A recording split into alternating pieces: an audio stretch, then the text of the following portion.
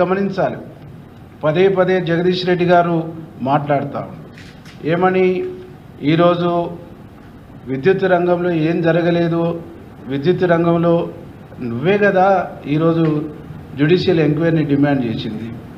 1000 మెగావాట్ల విద్యుత్తును ఛత్తీస్గఢ్ నుంచి కొనుగోలు చేస్తే 2000 మెగావాట్ల కెపాసిటీ కలిగినటువంటి లైన్స్ను గ్రిడ్స్ను మీరు గుంజారు.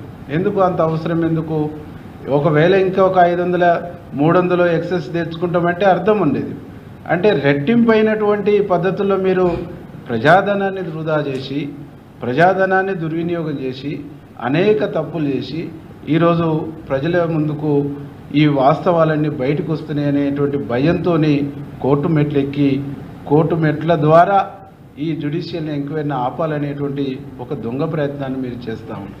నిజంగా యాదాద్రి పవర్ ప్లాంట్ బొగ్గు ఎక్కడుంది? రామగుండంలో ఉంది. నువ్వు యాదాద్రి పవర్ ప్లాంట్ కట్టే ఉద్దేశం ఏంది? ఆ జిల్లా మంత్రి, ముఖ్యమంత్రి ఇద్దరు కలిసి ఇసుక సంబంధించినటువంటి దందా చేసుకోవచ్చు, అక్కడ రకరకాల దందా చేసుకోవచ్చు, కాంట్రాక్టులన్నీ కమిషన్లకు ఇప్పించుకోవచ్చు అని చెప్పేసి మీ కాంట్రాక్టుల కోసం, మీ కమిషన్ల కోసమే అక్కడ యాదాద్రి ప్లాంట్ని తీసుకొచ్చి పెట్టారు. ఆ ప్లాంట్ని కూడా ఈరోజు ఈ 2 సంవత్సరాల్లో పూర్తి చేస్తున్నారు, 3 సంవత్సరాల్లో పూర్తి చేస్తున్నారు. 7 సంవత్సరాలైనా కానీ పూర్తి చేయలేకపోయినటువంటి ఒక నిస్సాయమైనటువంటి స్థితిలో మీరు ఉన్నారని చెప్పేసి ఈ సందర్భంగా మీకు గుర్తు చేస్తాము. ఈరోజు ఒకటే ఆలోచించాలి.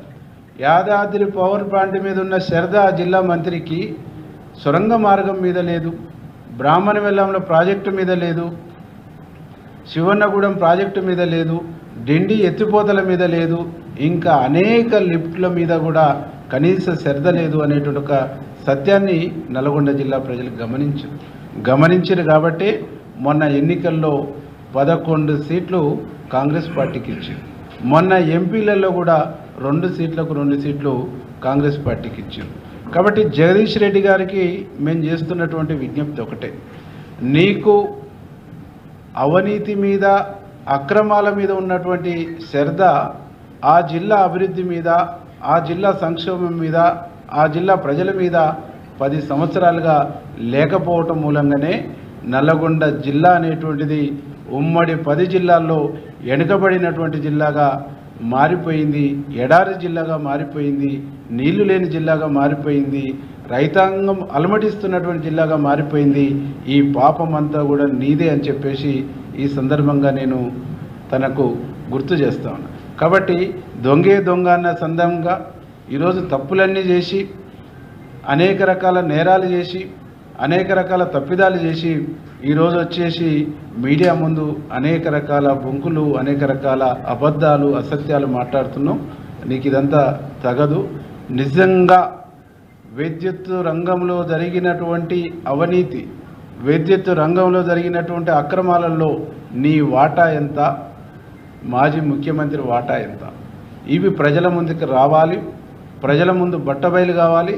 మీ నేరాలకు సంబంధించి ఇప్పటికే ప్రజలు శిక్ష చేసిర్రు, మరొక శిక్ష కూడా మీకు పడవలసినటువంటి అవసరం ఉందని చెప్పేసి మేము ఈ సందర్భంగా గుర్తు చేస్తాం.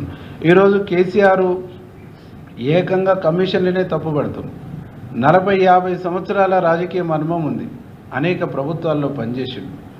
కమిషన్లకు ఉండేటువంటి చట్టబద్ధత ఏంది, కమిషన్లకు ఉండేటువంటి వాల్యూ ఏంది, కమిషన్ వేసేటప్పుడు వ్యక్తులు కాదు క్యాబినెట్, ప్రభుత్వం మొత్తం కలిసి తీసుకున్న క్యాబినెట్ తీర్మానంతో వేసుకునేటువంటి కమిషన్ అనేటువంటి సత్యం తెలిసి, ఆ కమిషన్కి ఎట్లాంటి రెస్పాన్సిబిలిటీ ఇవ్వాలనేటువంటి సత్యం కూడా తెలిసి నువ్వు మాట్లాడుతున్న వెంటనే నీకు తప్పు చేసినావు, నీ తప్పుల్ని నీకు తెలుసు కాబట్టి ఈ తప్పులు బయటికి రావద్దనేటువంటి బుకాయింపు చర్యలకు పాల్పడుతున్నావు.